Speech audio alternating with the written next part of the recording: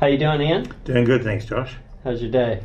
Been good so far. That's good. Doctor said I'll stay alive. So that's good. That's always a bonus. Yeah. That's always a bonus. So I brought you in. I wanted to see. We've talked previously about kind of your history, but can you give me a backstory? You're originally from New Zealand. From New Zealand, yeah. And you grew up there, and can you tell me a little bit about New Zealand before you came over to Australia? It's a lovely place. It's a lot greener than here, but rains all the time. That's why it's greener. And it's a little cold in the winter time. And which North Island or South Island? Yeah, I was in the North Island on the southern end in a little town called Foxton, so just north of Wellington. Yeah, nice place to grow up. You a outdoorsy person? Pretty well outdoors. Everybody was outdoors there. You know, I used to ride my bike out to the one of the local dairy farmers and milk his cows every morning and drive a tractor to plough fields. So there's a lot of agriculture around that area, and that's what the town survived on. So we did that. I haven't been to the South Island, but I went over and did the North Island and did some treks over there. Yeah. I did a big kayaking trip down the Wanganui Journey. From the river. Yeah. And then I walked around Mount Ruapehu. Yeah, Ruapehu. It was about, I think, a 6-day trek around the mountain. Yeah, you've done more than I've done around Ruapehu. I mean, up Ruapehu a few times. I was amazed by the DOC huts. The dock huts? The Department of Conservation? Something like that. Yeah. Amazing. Yeah, never stayed in one of those. The only other place I've seen in the world with that type of infrastructure from the National Park Service is Alaska. Yeah. Everything was fully equipped with firewood, beds. They had these intricate systems you could pull up your wet clothes and hang them on the top of the rafters and stuff. Really, really cool spot. Yeah. Anyway, I really enjoyed it. I can't wait to go back and see the South Island. Well, if you do go back, the South Island is the most picturesque. Beautiful scenery there, and that's just lovely. However, on the North Island, just north of Mount Ruapehu, we used to go up there, go skiing or sliding on plastic bags. Then, and after the day was over, we'd go to a little town called Tukanu, which is just over the hill, and there's where they have the hot springs. Now, when you've been all day in the snow, you drop yourself into the hot springs. That is beautiful. That's got to be magic. Wonderful. And a lot of hot springs around that area because it's a thermal area. Yeah. It's very good, very enjoyable. Yeah, I think a lot of people from the U.S., I don't think they even know where New Zealand is. No. But when you make it over there, it is a really, really cool place. I think most people from the U.S. just think of Lord of the Rings. Yeah, it's interesting, isn't it? Yeah. And how long were you there? And then how long, at what age did you come over to Australia? I was there for 44 years. 44 years, and then you came over? And then I came over, yeah. Wow. Yeah. And what was the reasoning for that move? Well, I built a computer program called AutoDeal, which was designed to help motor vehicle dealers do their finance and insurance calculations. Yeah. And I sold that and had no reason to hang around. I'd lived off that for quite a few years. So that's what you did over there? Yeah, one of the things I did over there, yeah. And sold that and came over here because, I don't know, maybe I should have questioned whether I should have come over. But we first came over to Sydney. I came over with a wife and family at the time, and then that's changed since then. But in New Zealand, I built my career as I ended up running an importing and distributing company over there, which was selling tools out of vans, and I franchised that. And the owner of that company, he came over to Australia in 1980. Goodness me, numbers. 1980, yeah. He came over in 1980. Left me in charge of the company over there, and I set the franchise up. And then once he came back, I left there and built my software. And then I'd sort of done that, been there, done that. insurance companies were selling my software, which was good for me, and then someone else wanted to buy it, and I wanted to move, so that's what happened. And how have you? Was that a hard transition culturally from New Zealand to Australia? No, not really. I think actually Australians and New Zealanders are very similar. There's a sibling rivalry between us, but no. And New Zealanders in Australia are known for being very good and hard workers. So Very hard So workers. generally speaking, we're going to do all right in the employment scene here, you know. I think you guys do very well in the Yeah. employment scene. But plus, there's another thing going for Kiwis, and that is a thing called Kiwi ingenuity or number 8 wire technology. We can make anything out of a piece of number 8 wire. We can do anything, you know, like what am I doing today? I'm renovating a house at the moment.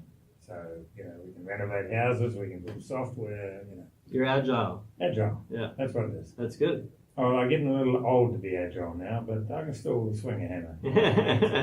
Yeah, you're designing your own. You're redoing. We're renovating a house. Renovating we a bought house. an older house, and we've completely gutted it, and we're now redesigning it. I defer my design and colour selections to my wife. She's much better than I am. But when it comes to building planter boxes or decks, we've got building a 90 square metre deck next week Nice. on the house. Decks are It's nice very here in lovely, Queensland. Yeah. So I can turn my hand to that if I need to. Nice. And, I enjoy it. Very good. As far as real estate, because you're in the real estate industry, I Yeah. think the name of your organization, Landmark Sales. That's correct, yeah. How many people are in your organization? I'd say 3.5. 3.5. I'd say the half is a lady who had, for personal reasons, had to go back to New Zealand, and we're waiting for her to come back. Sure, she's excellent, and when she returns, she'll be back on the team, I hope. Otherwise, it's myself, my wife, and my daughter, Jeannie, Jeannie and Renine operate as the salespeople, and they don't let me get in front of clients because I'll upset them. So I do the admin. Gotcha. And that industry, how's it going at the moment? It's kind of an interesting time here in Australia. Yeah. Actually difficult to say, you know. I think there's a lot of self-fulfilling prophecies within that industry. We're having a good time, you know. We're selling everything we get. Doesn't matter whether it's a low entry level house or medium house or even on the higher level. We're selling that, but we have a very, very good reputation in the marketplace. And we sell on behalf of the seller. I mean, we actually negotiate hard for the seller. Some people have difficulty getting listings. We don't advertise our listings. It's all referrals. Mind you, we're a boutique agency, so you know it's not as if we don't have to pay rent on a big glass property somewhere so that everybody can walk past our window. We don't do that. We're low key but very effective. And we work entirely off referrals. And, you know, right at the moment, I don't know what the numbers are. I'd say we probably sold, what's the date today? 2nd, 3rd. So last month we would have sold 5, maybe 6 properties. That's great. Yeah, it's good. Do you think, in Australia, I found that small business thrives.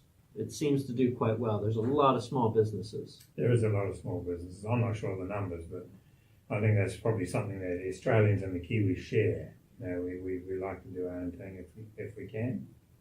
It's nearly, I think, 2 million small businesses in Australia, and I think the population's around 25 or 26 million. Yeah. So you got to figure that's quite a large number of small businesses. Yeah. And I think they classify small businesses as under 20 people. Yeah, that'd be a lot. Yeah. Yeah.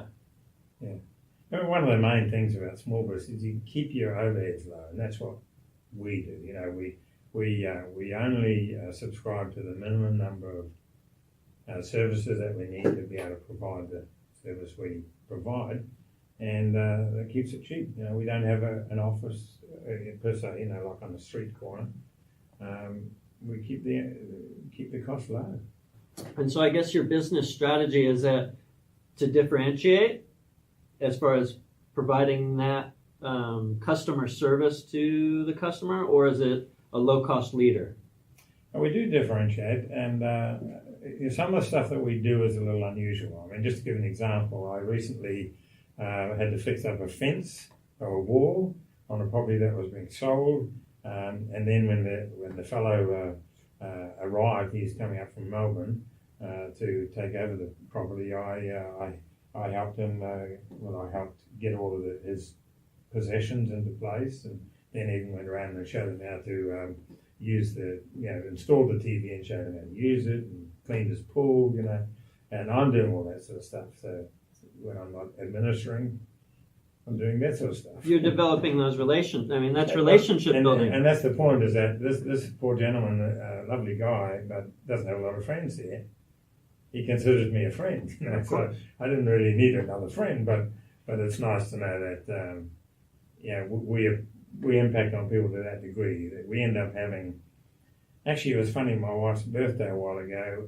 We had 30 people at the birthday party, and every one of them got up and said how they knew Renine, and almost without the exception, they all said, "Well, Renine sold my house for me." So they become our friends. Of course. So we've got a widening circle of friends.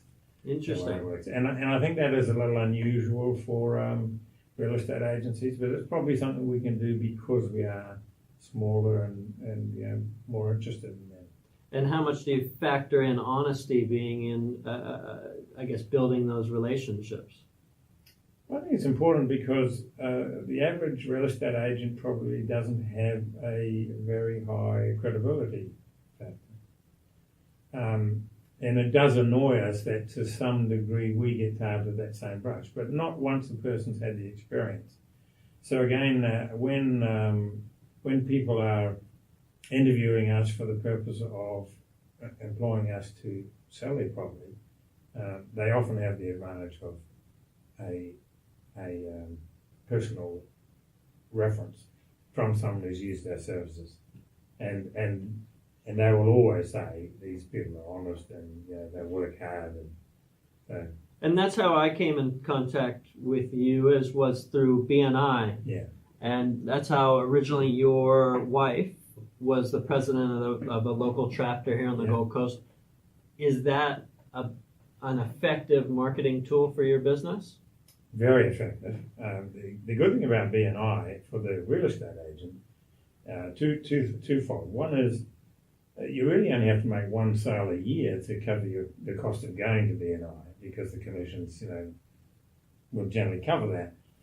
Secondly, you also have the opportunity to provide a lot of additional business to other folk, plumbers, electricians, carpenters, a whole. It's almost every other person who's a member of BNI will receive some work from a real estate agent. And so BNI is very, very effective. And because there's I think 13 or 14 chapters on the Gold Coast. Yeah. I found that amazing when I first found out about BNI. I was like, how can all those businesses be supportive of this just one network? And how can there be that much overlap on such a tiny geographic region? Because I think there's only 500,000 people on the Gold Coast. Yeah. And so I found it amazing that they have that type of network already built out, and they're continuing to expand. Yeah. I mean, just the chapter that your wife and I are a part of, there's over 40 people in that chapter. Yeah. And what about to $1.9 million in business already this year? Almost $2 million in business in the first quarter, pretty much. Yeah. I mean, essentially. I think they're targeting for 6 or 7 million this year, and they'll probably get it. And that is purely referral business.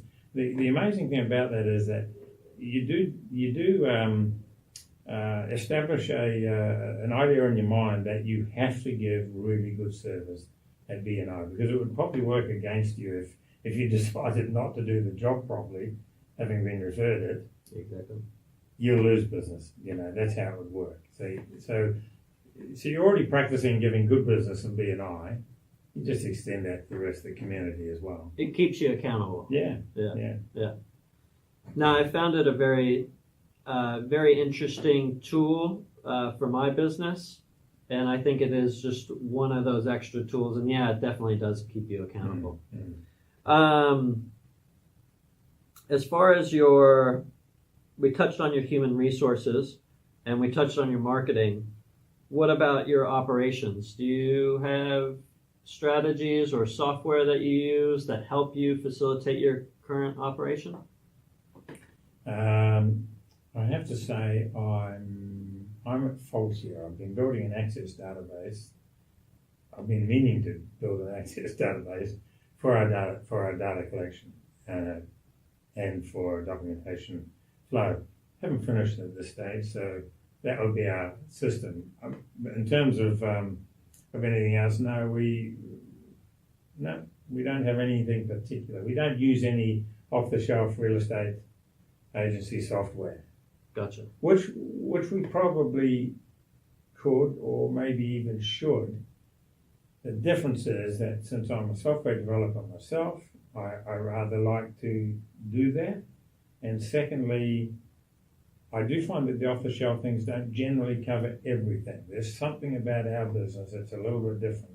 Maybe just the fact that we are a boutique business, so it's not going to fit into the mold necessarily of all of the off-the-shelf stuff. I understand. And I think I've heard this a lot in the U.S. too, that a lot of the off-the-shelf stuff, if you're in a niche or in a certain little sector, that off-the-shelf stuff isn't going to be applicable, depending on your industry.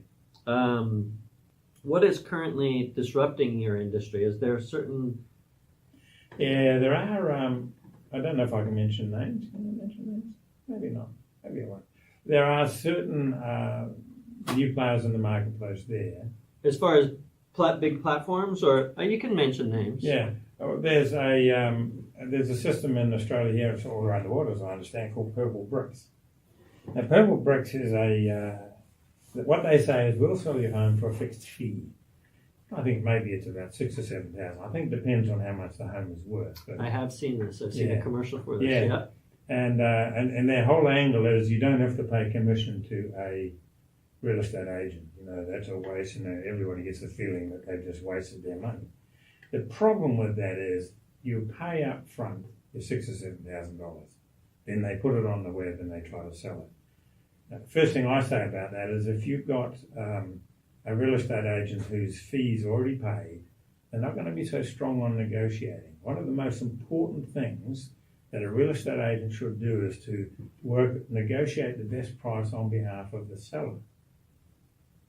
And if they've already been paid, all they want to do is find somebody who wants to buy the property. There's no incentive for them to negotiate up. When we're selling a property, we say that's when our work really begins.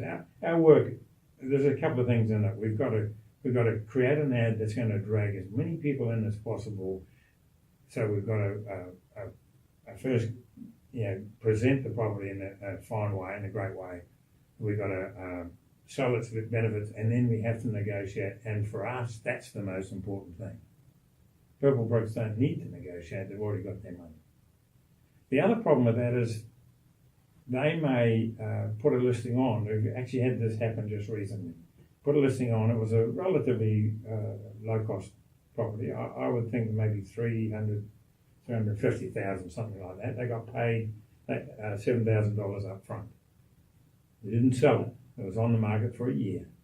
Nothing happened. The agent, the seller got a bit sick of that, and he contacted us. We sold it for $6,000 or $7,000. We didn't get paid until the property was sold. So from my point of view, the real estate agent actually sell the property before we get any payment, unless we're charging a little bit upfront for advertising. And then our most important thing is to increase the price. You see, the whole point is $10,000 additional price means $250 additional to the agent. Doesn't mean anything to the agent, it means a lot to the seller. So our emphasis must be on negotiation. And I don't think a lot of those other disruptors actually do that. I don't personally think that style of selling, the Purple Bricks model will take over. But I've been wrong before. And so how do you currently advertise? We don't advertise ourselves. As I mentioned, we work entirely off referrals. So we sell a property for somebody, they're going to say, you've got to use these guys. If we can, we'll do a video of the testimonial and put it on our website. But we advertise only using realestate.com. And it's the property we advertise. Now, we don't even use the top realestate.com property advert. A lot of agents will say, oh, you're going to sell your property, we really got to sell you one of these premium advertising packages that cost $3,000 or $3,500. We don't do that. We just use the standard advertising package that gets you on the list. My point is that if you use a premium real estate advertising slot, you're going to be right in the top, right in that area. Say Arundel, you're going to be one of the first 10. And if you use a standard type advertising, which we use, we might be number 11, 12, 13, or whatever. We're going to be down there. The point is, when somebody is buying a property, looking to buy a property, they're not going to stop at the first 10. They're going to look at everything that suits their criteria, and that will include our one, which we have charged the client a lot less for. Gotcha. That's a great strategy. Yeah. That's a very good strategy. Well, it saves them money, and it also gives us the opportunity to negotiate. Have you heard of, so I know realestate.com.au is a big one. There's also domain. Yeah, Isn't that mostly down in New South Wales? Yeah, it is. It's not one that we use for that very same reason. Because realestate.com.au is mostly Queensland. Well, realestate.com.au has got the Queensland market. I'm sure it's around the rest of the country as well, but it has got this market. So, yeah, why would you put it on domain if most people are going to realestate.com? And if someone was out of town, we've had people from out of town buying local properties. Obviously, they found that on realestate.com. And so what's going on? So I think the biggest thing right now is lending within the space. Can you touch on that a little bit and tell us what's really going on behind the scenes? Because I don't think people like myself, I'm not a homeowner yet. So I don't know. I kind of know that lending has tightened up, but I don't really understand what's going on. And that's the thing that sort of worries real estate agents from time to time. I think that, suddenly the banks are starting to tighten up and, finance is more difficult to get hold of. We generally will qualify a buyer beforehand if they've got finance. Because if they don't have finance, or if they require their house to be sold, those are conditions that go in on the sale of the new property that they want. And they may make all the difference to whether the vendor decides to take that deal or not.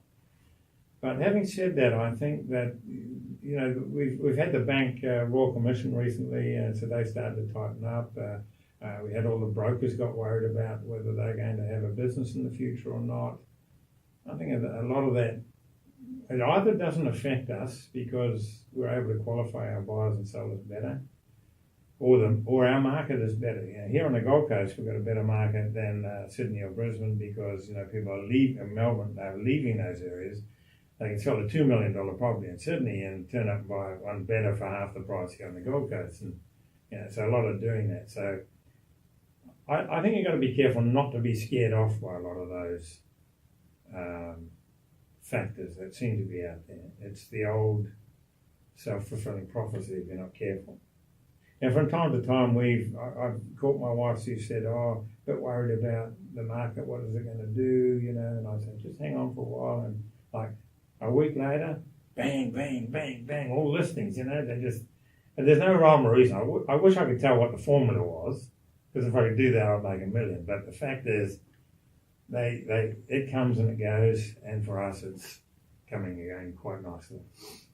Because we saw this happen in 2008 in the U.S. Yeah. Lending slowed, everybody got scared, spending slowed, so the whole economy stopped. Yeah. And so it just reminds me of that. since I lived through it over here. Over here, I think you were propped up by the mining boom. Yeah. And really didn't have it affect a lot of the people here. A lot of the people went out to the mines if they needed work and could make good money there. Yeah. And there's still that turnover of money going through the system. Sure. And so it kind of propped up that. And that's why I think the Australian dollar was so high during that time. Yeah. Is because all these people were just going out to the mines and still making money. Yeah. But you also had the government back then got in and helped with infrastructure building. And also I don't think that the lenders were so flippant here. Over there, you could walk in off the street, no address, no nothing, and get a loan, but not here. I think it was a bit tighter already. Yeah, I think there's a lot more rules and regulations in Australia in general. Yeah. There's a lot of red tape they make you go through for good reason most of the time. Yeah. Yeah. But I remember the days when back in New Zealand, it's hard to believe, but we were paying 25% on our mortgage. Can you imagine 25? What are you paying now? 4, 5, maybe. Yeah. 25%. Didn't last for very long, but it was hard for people who had mortgage repayments to make, you know. Yeah, and same thing happened here back in, was it the 80s? Yes, it was the 80s back there. Back in the 80s, inflation went way up. The other big difference I see from Australia compared to the US is private equity. Being able to take your superannuation out and invest that into smaller projects. Yeah.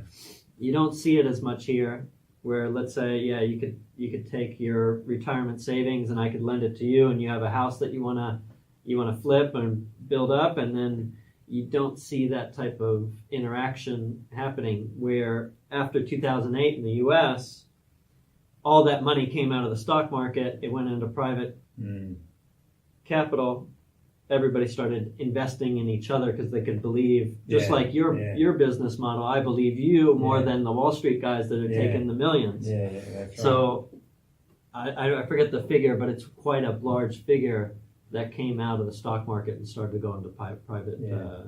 Well, I'm not sure the requirements of self-managed superannuation funds here, whether you can do that or not. I don't know. And I guess there's a trust issue there too. That but I think the government is probably fairly well got it sussed. I think one of the things that's going to worry us is Labor is saying that they want to remove the negative gearing on properties. It's going to be grandfathered, which is a good thing because we've got a few properties, but I don't know what the effect of that might be, but I don't think it's going to be good. Yeah. The other thing I wanted to touch on was these other platforms that are coming out of do you know Zillow? Have you heard of Zillow?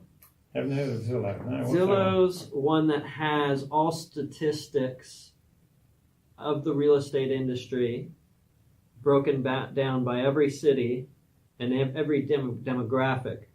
So much like people are going to realestate.com now in Australia to go buy their houses, they are just going to Zillow to go see what the price of that house should be, and it gives you all those stats. And it seems to be the main spot for attention within real estate within the U.S., and I think they just expanded out to Canada. Yeah. Do you see that ever playing a part, or do you think it will stay with real estate? Is realestate.com.au going to try to get into that space? Well, there are other services available here that anyone can access. RP Data is one. I don't know if you've heard of RP Data. I don't know. What RP Data will do, you can look up any property and you can see what it was last sold at. And you can also look at RP Data. There's a couple of other services which will help you to estimate the value of a property. So those statistics may be already available, and perhaps not to the nth degree that Zillow will do. Yeah. But there's a lot of people now are far more intelligent when they come to buy, because they're going to be looking at the area. What did the similar house sell for, and why should it be less or more or whatever? You know, we do have those stats assisting buyers at the moment. So a more educated consumer, Well, definitely. that definitely is the case. Yeah. I wanted to just roll back for a little bit. I want to touch on. I found your past history of designing. You actually came up with a platform to design websites on, Yes, I did. and I just yeah. wanted to talk about that and Yeah. see how did you come up with that? Well, that came up originally because I invented YouTube. I have to qualify that, don't I? Yeah. YouTube, as you know, is a video sharing platform. And in 2002, I was in the speaking and entertaining field. And I had no video promotional material. But at the time, I was involved with a speaking bureau. So they would promote me to speak. But then I lost that relationship, and suddenly I found myself not involved with any bureaus, and I thought I'd better do something to make sure that they know who I am and they can promote me to their clients. So I built a video. I did a promotional video and put that onto a DVD and made the DVD look a little bit like the agency, the Speaking Bureau's website. And sent the DVD out to these people and said, "What do you think of that?" One guy said, "This is great." He said, "Except that it looks like my website." I said, "I'd be happier if it was on my website." And that got me thinking that maybe I could do something to make my promotional video available to other bureaus on their website. And I developed a system which is now called BioView, still in operation today, where I would effectively embed my video into the websites of these speaker bureaus. And naturally I had to extend that to other presenters and entertainers because otherwise it was a very expensive exercise getting me nowhere.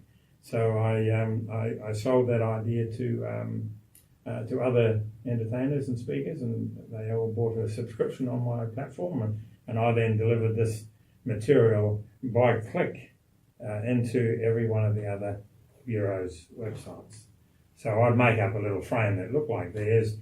All I had to do was put a button on their site that said View Video. Push that button, up came what looked like the same website. But it was actually mine, delivering them it. And what year was that in? That was 2001, 2002.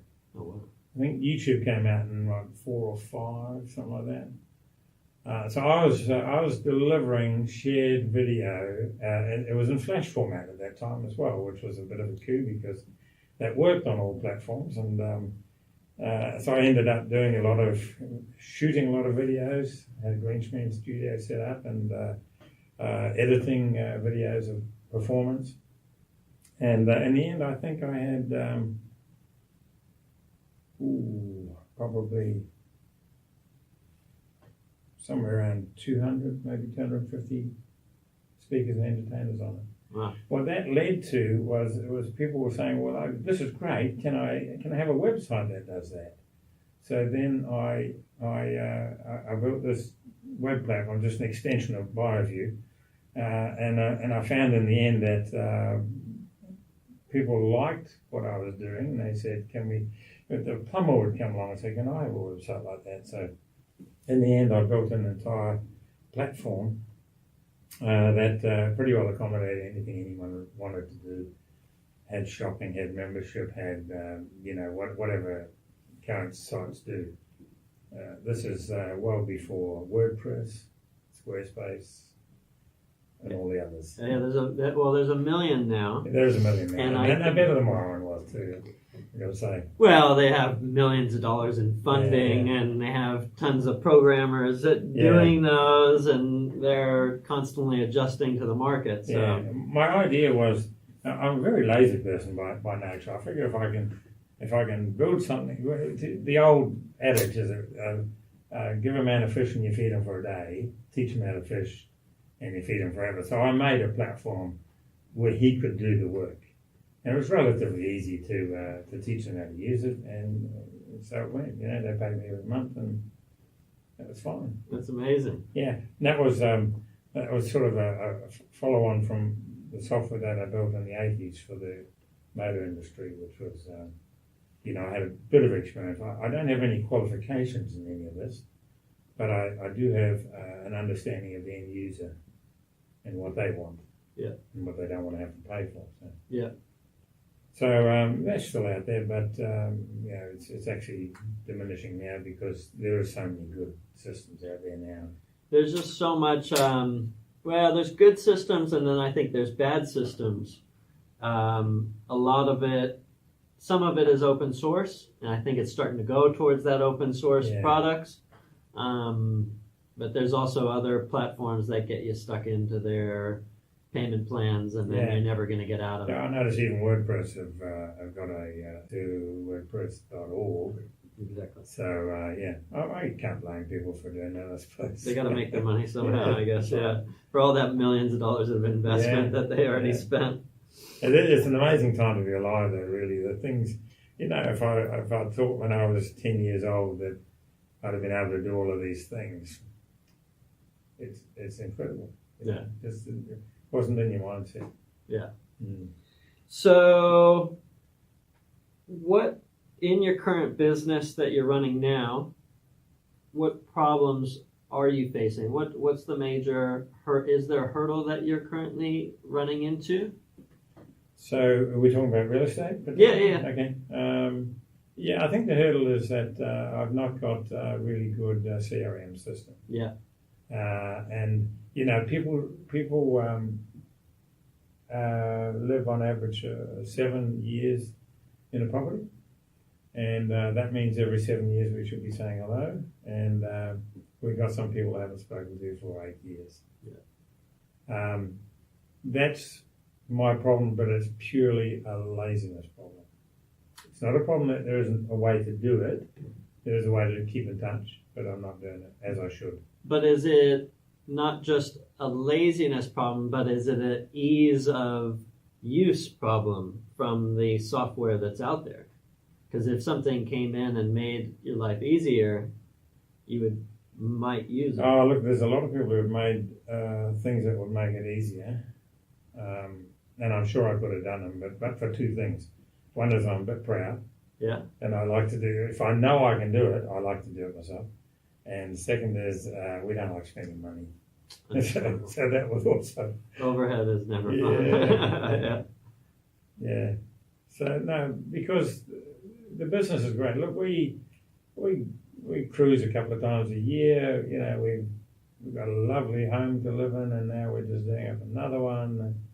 I'd have to say life is pretty good. That's good. Yeah, but for my health issues, everything's great. As long as I live the next 100 years, because then we can pay the mortgage off. Well, Musk, I don't know if Musk can say that, so I think you're ahead of the pack. Well, it's nice to think that we are. And look, I have the most capable wife that anybody ever had. I'm sure of that. She has her foibles, but boy, is she good at what she does. That's great. And she's been selling real estate on the Gold Coast for over 30 years. She's been the number one salesperson in Australia many times. Has a record for the most expensive piece of land ever sold, residential land. No, she's just very good at what she does. And her daughter is quickly catching up to her as well. So I've met her as well at the BNI event. Yeah. They're both lovely. Yeah, very nice. I'm a very blessed man. That was a paid political broadcast. There you go. If you happen to see this. I'm sure she wanted me to say something like that. Well, no, Ian, it's all true though. It's all true. Thank you for coming on. It was a pleasure, Yeah. and I really appreciate your time. I know everybody's time is very valuable, so thank you very much. It's been a pleasure. Thank you very much. Thank you. Thank you. Great.